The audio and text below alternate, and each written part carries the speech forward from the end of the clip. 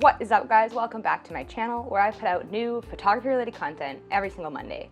So if you like this video and you want to see more like it, you can go and check out the other videos in my channel, or you can click that subscribe button. Today's video is going to be a reaction video, and I'm going to be reading through 2 viral photography stories and reacting to them. I actually haven't done very many reaction videos on this channel. It's kind of a new style of content that I'm trying out today, so if you like it and you find it funny and interesting, let me know down in the comments and I will make some more. So yeah, I'm gonna be reading 2 stories. The first story is about people who were unhappy with their photos because they believed they had some sort of distortion in the image. You'll find out what I mean by that in a bit.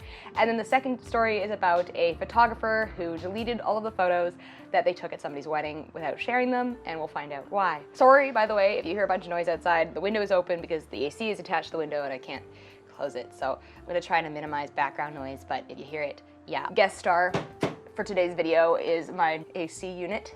So without further ado, let's jump right into the first story. This story I found on the popular photography meme page, Memes for Photogs. If you've never been there, go check it out. They have a lot of relatable memes for photographers, and oh my god, they had a field day with this one. They made so many memes about it. I'll share some of those memes after I read you the story so we don't spoil anything. This starts out with a post from the client who says, "Caution, working with these 2. We contracted Clarence Simpson Photography to do 3 photo shoots for us. Family photos, engagement photos, and our wedding photos. The family photos and engagement photos were done during one shoot. This was about a month prior to our wedding. We waited to do our family and engagement photos until my fiance had returned from military training. We did our family and engagement photos at Silver Springs this year for the scenery, which to us is why you pick beautiful places to take pictures. The on-site shoot went well. Clarence and Tiara were great to work with during the shoot. They worked well with us and our son, who is 7. Once we were done with the shoot, we waited 6 days for our final photos. Our arrangement with Clarence Simpson Photography, as per their contract, photos are to be provided within 72 hours of the shoot. But because of the great experience we had during the shoot, we let the delay of photos go." Sounds like you didn't let it go, but also, first of all, Clarence Simpson Photography, if you're watching this, which I'm sure you're not, 72-hour delivery of photos is ridiculous. Take that out of your contract. do not torture yourself like that. And second of all, 6 days for your photos is extremely reasonable. I tell all my clients like a week and a half, and I believe it's 10 days in my contract. So he goes on to say, "After reviewing the photos, we were not happy with the amount of distortion in the background or foreground. We sent a message to Tiara later the same day asking if they could reduce the amount of distortion in the background of some of our photos so that we could see and appreciate the scenery. We were told that the distortion in the photos was from lenses that were used during the shoot and could not be reduced or changed." And if you haven't figured it out yet, she's talking about a blurred out background. The distortion she's talking about is like the bokeh, the beautiful like blurry background that you want in photos that have like a distinct subject. You don't want your background to be crystal sharp because then the subject isn't going to stand out and it's going to look really ugly. So she says this was off-putting for us because every photographer that we used in the past could adjust the amount of distortion used in the background or foreground. No, they couldn't. No, they couldn't. Like, either she's lying or every photographer they've used in the past has used an iPhone. And if you don't know, like the iPhone for portrait mode and stuff adds the blur in post. So yeah, you can take it out. But if you're taking a photo with a lens, the lens can either focus on the subject or the background or some part of them. It has a plane of focus. You can't adjust that plane of focus in post. That's not how it works. So this is either a lie or like just an admission that they've only ever used iPhones to take pictures. So she goes on to say, "This also defeated the purpose of picking a beautiful place to do pictures because you could not see any of it." No, you can see it. And here's the photo that she's talking about. Here's some of the photos. You can see the beautiful scenery. You can tell they're out in a beautiful place, but you can also see that they are the center of attention because it is their engagement photos. If it was landscape photos that they were hired for and there was 2 random people in the middle that the focus was on, yeah, they could be upset about that. But it's not 2 random people, it's them. Oh my god. So with the wedding in mind, we did not want all of our photos distorted so bad that you could not see the scenery or the people in the wedding. While the wedding couple is the focus of the wedding, it was more important for us to see our guests' reaction and appreciate the natural beauty of the venue. Really? Because most people that I know would like to be the center of attention in their wedding photos. Like, if they were blurry and the venue was in focus, I don't think they'd be happy with that. Like, I feel like they're setting themselves up for failure with this one. We sent emails and communicated that we did not want so much distortion, ultimately resulting in us requesting samples. After 2 days of no response to our email requesting samples, Tiara recommended that we have a phone conversation to discuss what we were wanting. During the phone conversation, we, again, explained that all we were looking for was less, if any, distortion in the background or foreground of our photos during the wedding. So, all we ask is that you shoot our entire wedding on f/22. Oh my god. During the phone conversation, we again had to ask for samples, which they agreed to. After 2 more days, and 8 days left until the wedding, no communication as to when we would receive said samples, we messaged Tiara asking when they would be able to get the samples over to us.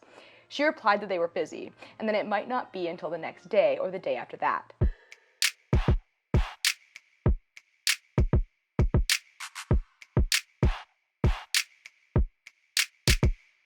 This would leave us only 6 days left to the wedding. Okay, girl, this is on you, homie. Like, this is 100% on you. If you're doing your engagement shoot like 2 weeks before your wedding, that's not the photographer's fault. They didn't plan that, you planned that. That would leave us only 6 days left until the wedding to make a decision on if what they sent us was the direction we wanted to go. It is worth noting that the entirety of their portfolio has background or foreground distortion. Okay, so pause. If you are hiring a photographer, you have to look at their portfolio and see if their portfolio has what you want. And if it doesn't have what you want and you don't like how they take photos, don't hire that photographer. I think people who don't do photography don't understand what it means to do photography, and that the way that you edit and your style isn't just like a personal choice, but it's part of who you are as an artist, and it's kind of immutable. You know, it's like asking Picasso to paint like Da Vinci, and he's really good at that one thing that he does. He's not good at this other thing, because it's completely different, and it's not what he practices. And so if you want a photographer who only shoots at f/22 and has everything in focus, why you would hire a photographer who does this beautiful, like, blurred out, narrow plane of focus, probably shooting at like 1.8, why you would hire them, I can't explain that. But they can't just change up their entire style and the way that they take photos just because you asked. That's not how creativity and artistic output works. So yeah, it's worth noting that the entirety of their portfolio has background or foreground distortion. And with that response, we decided to terminate the contract based on their breach of contract under providing photos in a timely manner and ability to accommodate the wedding expectations. At this point, we requested a refund of the difference between the amount already paid and the non-refundable amount is 50% of the total cost of the contract amount of money. We have not received to date, and by their contract, are owed the amount of a refund remaining, non-refundable amount minus the money for the family photos. I didn't understand any of that. They want a refund of some amount. I can't really understand how she's describing it. Owed a refund of the remaining non-refundable amount minus the money for the family photos, engagement photos, and the copyrights to our photos due to breach of contract, which we have also not received. We are now going to take them to civil court after our wedding to recoup the money owed to us, as well as our time taken off from work. Okay, you're gonna take them to civil court because you didn't like the photos because they look too much like the other photos in this person's portfolio. Okay, we asked them to remove our photos from their portfolio, which has not happened, despite having copyrights to them. We will be going to court for this as well. And yeah, the photos are still in their portfolio, and like, kudos to them for sticking to their guns, to the photographers for sticking to their guns and keeping them up, because like, screw these people. Once we started talking about changing the style of photography, Tiara turned into a completely different person. Yeah, because you can't change the style of photography, that's not how art works, like, it's just not. After this story went kind of viral, this post went kind of viral, Clarence Simpson Photography started doing extremely well. They gained a ton of followers, a ton of likes, comments, had great engagement on all their posts, had people emailing them, asking to inquire, and also had people telling them to change their rates because apparently their rates are really low. So they posted this. It says, "Overwhelmed with joy from all the love and support received from our community, peer photographers, strangers, and friends. We will continue to provide services and amazing experiences as before, but our prices are going up for certain. We couldn't let another moment pass without returning the love your way. Never stoop low, always look high. God sees and rewards all accordingly." Don't you love that? Like, what a graceful response. I would have had a lot of difficulty responding gracefully to this woman, and I think that they really nailed it. That is the end of our first story. I find it hilarious. I hope you guys find it as ridiculous as I did. And the next one is even more ridiculous. So this is from a Reddit post on a subreddit called Am I the Asshole? And basically people post situations and ask, like, was I the one being an asshole in this situation, or is it the other person? This person, I can see why they would feel bad for what they did, but oh my god, they are not the asshole in this situation at all, and you're about to find out. So the title is, Am I the Asshole for Deleting My Friend's Wedding Photos in Front of Them? So I'm not gonna read you the whole thing because it is quite long, but I'll summarize a few bits and then read a few bits. They are not a photographer, first off. They are a dog groomer. I take lots of photos of dogs all day to put on my Facebook and Instagram. It's kind of my thing, a cut and a photo with every dog grooming appointment. I very seldom shoot things other than dogs, even if I have a nice setup. A friend of mine got married a few days ago and, wanting to save money, asked if I'd shoot for them. I told him it's not really my forte, but he convinced me saying he didn't care if they were perfect. They were on a shoestring budget, and I agreed to do it for $250, which is nothing for a 10-hour event. So this sounds like more of an honorarium than payment. They're basically just giving a little bit of money to show appreciation, but overall, she's volunteering, basically, because $250 for 10 hours is nothing near the going rate. On the day of, I'm driving around following the bride as she goes from appointment to appointment. So she goes to the ceremony, she goes to the hair and makeup, the reception, the speeches, people mingling. She started around 11 a.m. and she was due to finish around 7:30 p.m. So around 5 p.m., food is being served and I was told that I cannot stop to eat because I need to be a photographer. In fact, they didn't save me a spot at any table. I'm getting tired and at this point kind of regretting doing this for next to nothing. It's also unbelievably hot. The venue and the Old Veterans Legion is like 110 Fahrenheit and there's no AC. Already, I am upset at her treatment. You need to feed your photographers, you need to give them water, you need to give them rest. Photography work is like any other work in that every few hours you do need to sit down and like take a breather. And even if you're at an event or a wedding, you're still a human when you're shooting these events. You can't just like put your body and everything on hold. That's not how it works. I told the groom I need to take off for 20 minutes to get something to eat or drink. There's no open bar or anything, and I can't even get water from my 2 water bottles that are long empty. He tells me I need to either be a photographer or leave without pay. Why would he say that? Why would he say that? Like, be a photographer, not a human being. So with the heat, being hungry, being generally annoyed at the circumstances, I asked if he was sure. And he said yes. So I deleted all of the photos I took right in front of him, and I took off, saying I am not a photographer anymore. If I was to be paid $250, honestly, at that point, I would have paid $250 just for a glass of cold water and somewhere to sit for 5 minutes. Was I the asshole? They went right on their honeymoon and they've been off social media, but a lot of people have been posting on their wall asking about photos with 0 responses. Okay, so obviously the response from Reddit was that, no, you're not the asshole. Like, oh my god, no, you're not the asshole. But there are some updates. So, okay, this person, I'm gonna start out professionally. This person is way too nice. Do not be this nice. There's a point at which being nice is just self-sabotage, and this person has reached that point. First update, 4 weeks later. So after the wedding, they went off to their honeymoon. They went to a cottage up north, and they didn't use social media for a week. And the photographer is getting reached out to by a bunch of people on Facebook looking for photos, but she doesn't know them, so she doesn't respond, and she basically just says it's their problem, they can handle it. She doesn't want to deal with the fallout. The bride contacted me when they returned and asked for my side of the story. I don't know when the groom spilled the beans, but he wasn't truthful about it. He told her I had camera problems and lost the photos. I told her plainly what happened, and I told her that while I felt guilty, it's no way to treat somebody who's doing them a favor. She wasn't in the know about any of this and asked if there was any way that we could mend this. We got to talking and I agreed to do a reshoot for some photos later in the season. She wants some photos of just them in an outdoor shoot, photos of the rings, some artsy shots, and that's it.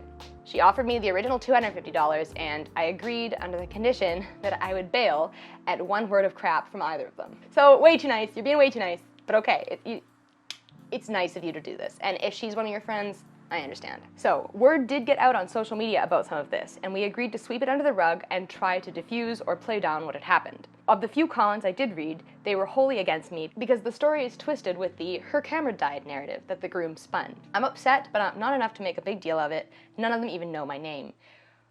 Girl, I would make a big deal out of it. Like, if somebody was lying about the reason why I was unable to deliver photos, blaming it on me and it wasn't my fault, like, I would have a really hard time taking that with grace. So she goes on to talk about some connections that she made, people who want her to take photos for them, so that's good, she got that out of it. And then here is a final update. So this is the 3rd post. So this is my 3rd and final post on the matter. I wanted to make a final update to my post. So she did wind up getting the bride to correct the record on Facebook that there was a disagreement between the husband and her. And I don't know if anyone has connected the dots yet to an article or articles they might have read, but a lot of people were upset and actually taking my side for once. So when she referenced the article, it's because this post went completely viral. It's one of the top posts ever on AITA, or at least in the last couple years. Yeah, there was a lot of like BuzzFeed-esque articles about it. The bride said we all worked it out, which sort of happened, and we will have some photos to post soon. And you remember that they were gonna do a second shoot. I bailed on the shoot. It was meant to be later in November so they could have snowy photos, but a few nights ago they asked if I could do it the day before yesterday. I wasn't doing anything, so I agreed. I picked out a location I thought was nice. There's lots of wineries and vineyards in our area, plus it was relatively close to me. I met them there and they're both prettied up and ready to go. We congregate around my car, and while I'm unloading my lights and my gear, I talk about how the shoot is going to go. I laid out the specific shots I was going to take, where the lights would be, their poses, etc., and I asked the husband if he could help me carry some of my bags, and he declined, saying my job is photographer, not him. Something in me snapped, and I just started loading my stuff up again and got into my car despite their protests. I remarked that when they both get married a second time, don't contact me to shoot it. I rolled my windows up, locked my doors, and off I went. The first thing I did when I got home was block everyone. This relationship was already threadbare, but this just cemented them as awful people that I do my best not to associate with. Oh my God, okay, like, good on her. That was exactly the right move. The bride needs to get a divorce. Like, she's married to a child, and that's illegal. Oh my God, like, can you imagine? Can you get a divorce? Why would you marry a man like this? Why would I don't understand. Like, you meet men like this, and they have wives, and I'm always just flabbergasted because, like, why? Why? Why would you marry a man like this? I don't understand. I don't get it. So, yeah, that's the conclusion of the second story. That one is completely ridiculous. Just the fact that the husband sabotages him and his wife so much. Like, oh my God. And the fact that he was the one who originally reached out to her asking her to shoot. And like, he was the one who agreed to pay only $250. So like, it's not like he doesn't know any of this stuff. He's the one making this stuff happen. And yet he's also the one sabotaging it. I cannot imagine how people like that exist in this world, but apparently they do. So yeah, those are the two viral photography stories that I wanted to read to you guys and react to today. Hopefully you found them funny and interesting. I enjoyed reading both of these stories. I enjoyed reading all the follow-up and just getting the schadenfreude. Thank you so much for watching. I will be back next week. In the meantime, I want you guys to stay sharp and don't forget to keep shooting. Bye guys.